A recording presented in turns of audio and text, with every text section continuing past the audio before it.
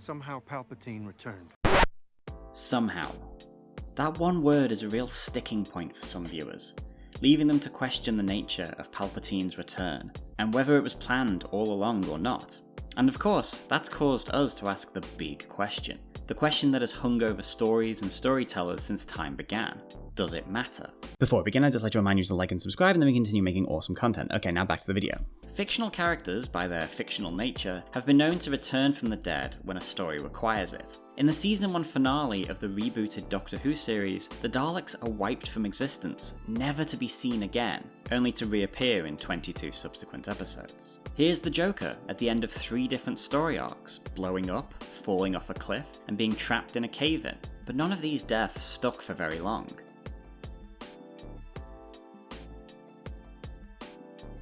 This is Duncan Idaho, a character from Star Wars influencer Dune, who is notable for 2 reasons. First, he appears in all 6 of Frank Herbert's original Dune saga, and second, he dies and comes back to life. A lot, like thousands of times. So we've established precedents for villain rebirth in the pulp fiction and comic book worlds, which Star Wars is closer to than high art, and a badge that it has always worn proudly. But what's that I hear you saying? That Star Wars has transcended its pulp serial roots and is now more akin to mythology than pop culture? In that case, you might want to read the stories of Achilles, Hercules, Castor, Dionysus, and of course, Big JC. All characters who died and came back to life one way or another. You could definitely make the argument that it's the heroes that get death and rebirth, while villains die and stay dead, showing a triumph of good over evil. Agreed, but if the sequel trilogy is about anything, it's about how evils once vanquished have a way of returning to plague and test new generations. In mythological terms, it's probably closer to Norse and the god Loki. No, the original Loki. No, the other original Loki. Yeah, that guy. His whole thing is showing up, fucking around, getting punished, then returning to do it again, all the way until Ragnarok. No, the original Ragnarok.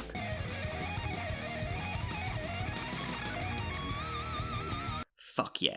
But what's that I also hear you saying? Star Wars is Star Wars, and it has canon and rules and lore that must be adhered to and respected at all times, and that— Great, and we all know that death in Star Wars is forever. Actually, we don't know how and why he is back, and because the movie does not explain it to us, it is therefore a plot hole. Nope, the lack of direct explanation doesn't make something a plot hole.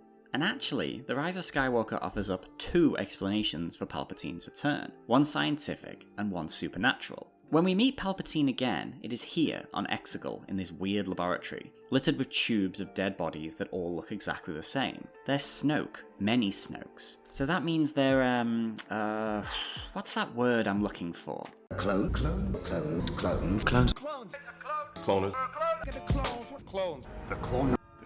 The clones. A clone. Clone. Your clones. These cloners. Clones. The clone. Ah yes, Sheev Palpatine, the Chancellor who would later become Emperor of the Galaxy, who, under a fake name, created a vast clone army. Would it be completely inconceivable that Sheev, the patient scheming master planner, wouldn't have put aside a little something for himself on the off chance his plans failed and he needed a reboot? It seems very in character, and very obvious, by the setting and surroundings that we find him in, that yes he did. But perhaps it's not that, and it's something more magical. Can anyone think of an iconic, much memed scene in which a character talks about escaping death, and how there was once a Sith who could do it, and that Sith was killed by his apprentice, who he had taught everything to, who was strongly implied to be Palpatine? If such a scene did exist, it's not like The Rise of Skywalker hammers you on the head with a line of dialogue to make you think of that scene, and therefore figure out that 2 + 2 = necromancy. The dark side of the Force is a pathway to many abilities some consider to be unnatural. And if you need more, Rae Carson's fantastic novelisation spells out the nature of his return in detail. Check it out. Not much of a reader? Okay, here you go.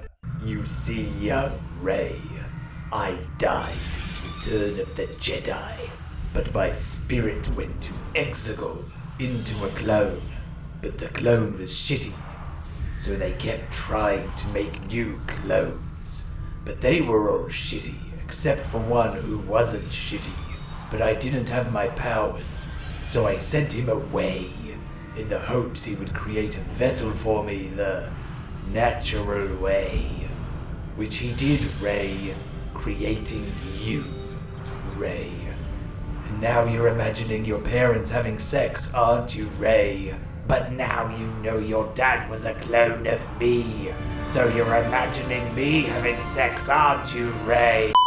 Somehow Palpatine returned, but the Rise of Skywalker didn't exposition dump the how and why to us. Does it matter? No. We were given enough clues to extrapolate an answer, but we don't get the moment that the Bond villain outlines his plan in excruciating detail.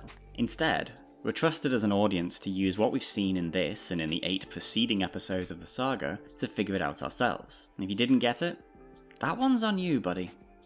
Finally, I'd like to give a big heartfelt thank you to all of our patrons. Your support and contributions help keep the lights on and make it possible for us to keep making these videos. I've got a song that I'm going to sing for you now that I wrote myself. Oh no, Matt's shaking his head at me. That's not going to happen. That will ruin the channel. Okay, thanks for watching. Be sure to check out other videos from the Does It Matter series, a collaboration between ourselves, AtChat, and now Star Wars Explained, who will be releasing a new Does It Matter video very soon. If you enjoy our content, please like, subscribe, and comment, and we'll see you next time.